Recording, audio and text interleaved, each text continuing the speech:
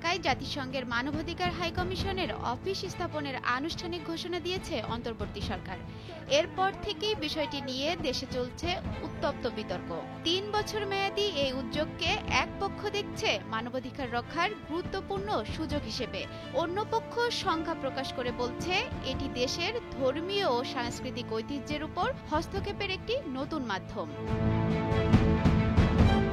এদিকে সরকার বলছে এই মিশনের মূল কাজ হবে সরকারি সংস্থা ও নাগরিক সমাজকে কারিগরি সহায়তা, প্রশিক্ষণ ও আইনি সহায়তা দেয়া।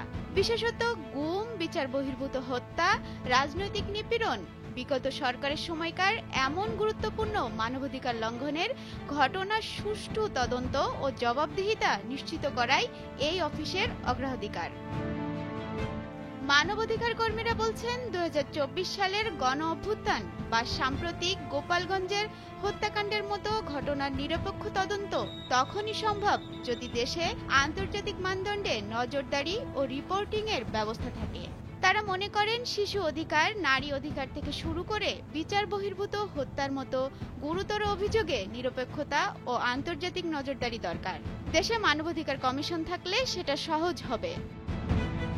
তবে এ বিষয়ে শুরু থেকেই আপত্তি জানিয়ে আসছে ইসলামপন্থী সংগঠনগুলো।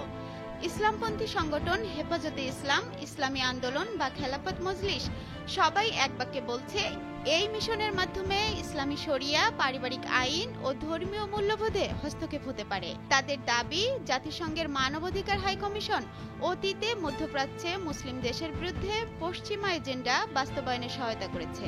ফিলিস্তিন, আফগানিস্তানের দৃষ্টান্ত তুলে ধরে ইসলামপন্থী নেতারা বলছেন বাংলাদেশে এই অফিসের ছায়াতলেই এলজিবিটি, নারী অধিকার সংরক্ষণের নামে ইসলামী মূল্যবোধে আঘাত আনতে পারে।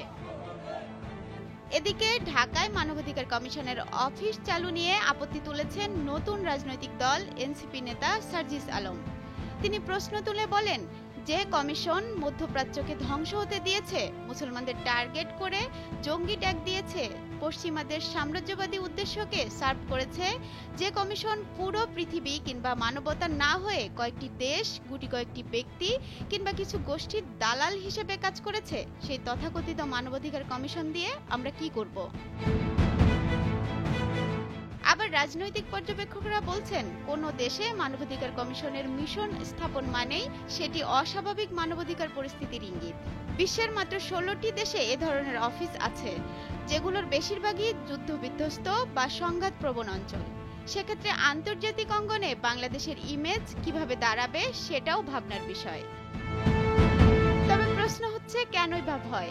সরকারের পক্ষ থেকে বলা হচ্ছে এই মিশন কোনো গোপন সামাজিক এজেন্ডা বাস্তবায়ন করবে না, দেশের আইন সংস্কৃতির সঙ্গে সাংঘর্ষিক কোনো ইস্যুতে হস্তক্ষেপ করবে না। তবুও সমঝোতা স্মারকে বিদেশি সদস্যদের দায় মুক্তির বিষয়টি নতুন উদ্বেগের জন্ম দিয়েছে। অনামিকা রায়, ভোরের কাগজ।